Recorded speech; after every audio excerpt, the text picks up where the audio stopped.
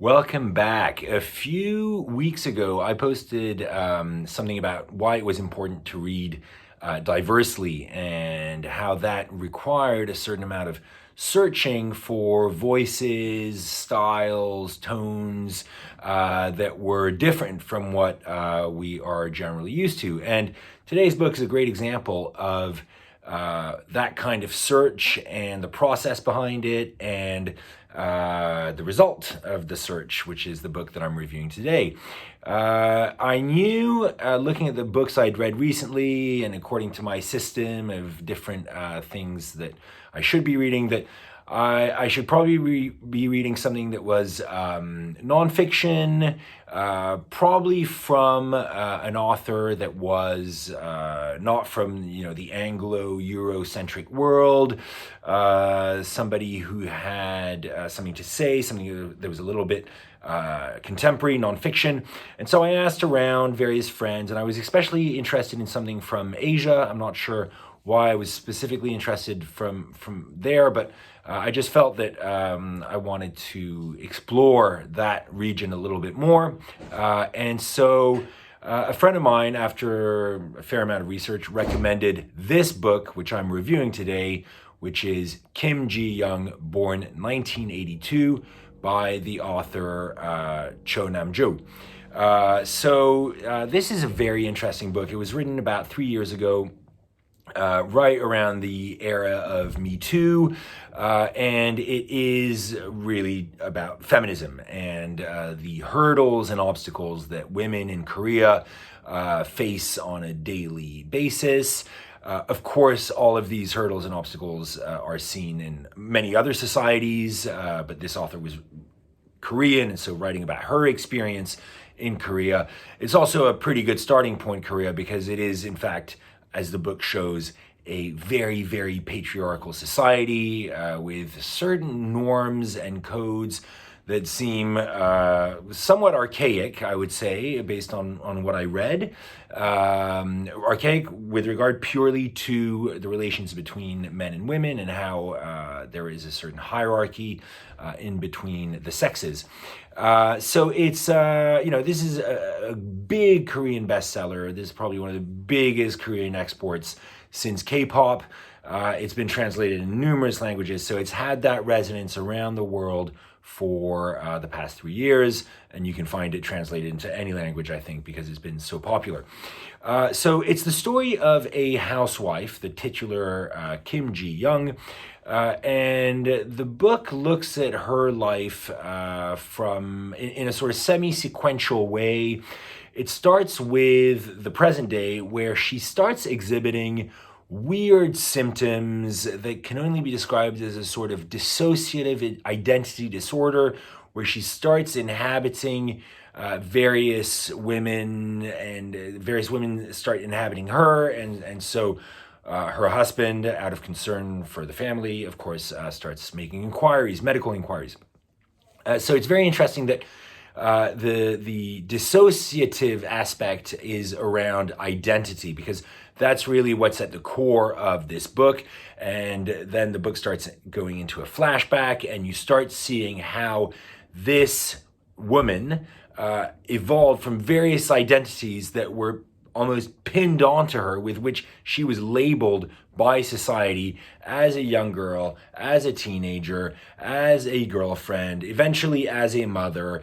And in every single one of those roles and in every single one of those identities, certain expectations were placed on her, expectations with regard to a very implicit subservience to this male-dominated patriarchal society.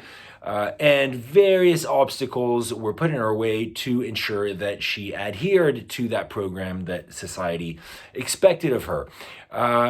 So the novel inspects her life in this quite sequential way, and it's really, if I had one criticism of the book, it's almost sort of a long catalog of daily microaggressions that she as a woman experiences from her little brother when she's a little girl not being required to do the dishes, to a male colleague being promoted or paid more due to being a male in the same company, due to and all sorts of little tiny things that just pull her back a little bit. And all these things, as we're going to see, are going to add up.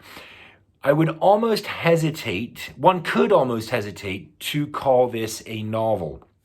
And the reason for that is it's actually really well backed up with footnotes and research.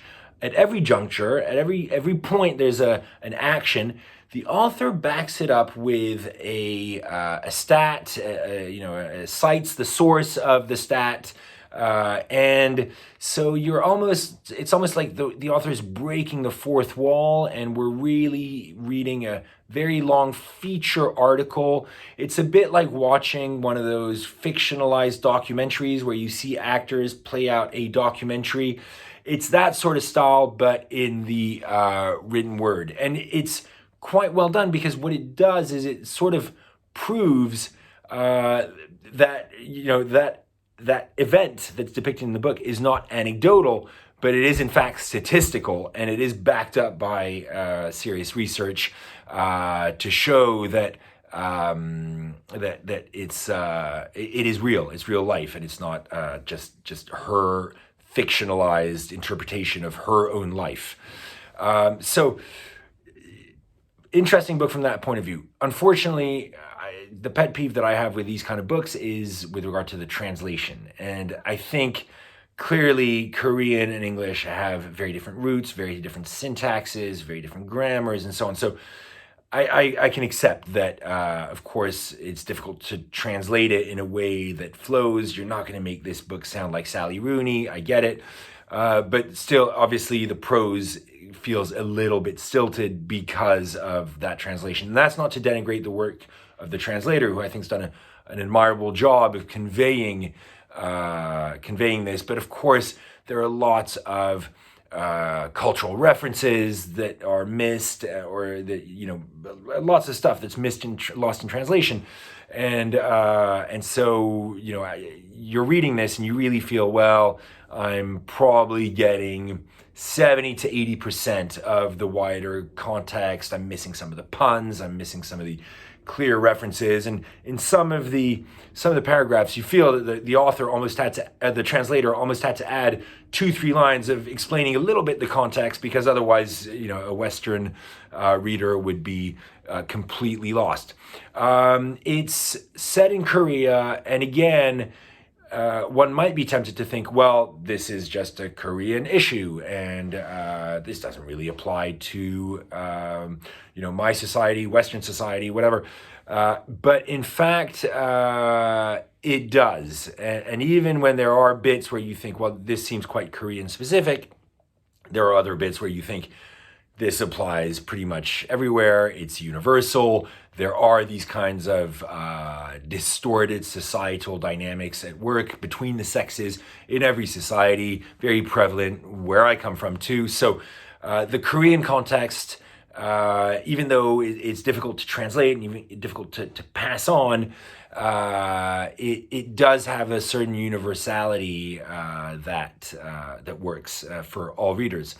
I did a little bit of research afterwards to understand, well, hold on, where does it come from, this quite specific attitude in Korea to, boys are better and so on. And it is true that the basis of it all is religion. And so there's elements of Confucian culture that contain the seeds of these attitudes. And I'd say that's also true across all religions. So that's not to say that it's just Confucian culture that has this very patriarchal approach, but literally Judeo-Christian traditions, Islamic cultures are also guided by very strong patriarchal presence. And that does influence, of course, the development of society through these quite distorted views. So, look, I wouldn't call this necessarily a masterpiece, but I definitely enjoyed seeing this perspective of women in another context, and realizing that, hey, there are a lot of connections, there are a lot of similarities between their society and ours. And I thought that was pretty interesting. And there were a lot of little points in the story where I thought, I didn't quite realize, being a man and not having that existence and that experience, I'd never quite realized that this could be seen like this. And so I found it eye-opening from that point of view, and I appreciated that, it was shining a light on this issue. I would say, if you're interested in this sort of thematic feminist themes, then this book is certainly a good introduction to that. I would also recommend a really short pamphlet that I read a few years back by the Nigerian author Chimamanda Ngozi Adichie, which was pretty phenomenal, called "We Should All Be Feminists." And that was very short, maybe 80 pages.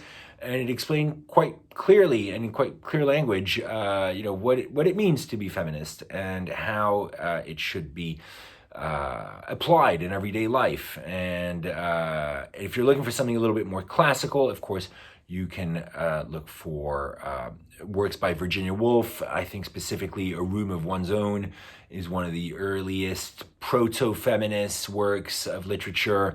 And it's a very strong one, and it's got a very innovative presentation of the subject matter. So I think readers would appreciate that. So if you want to do a holy trinity, this book and those other two, they're all very short and they're all very straight to the point.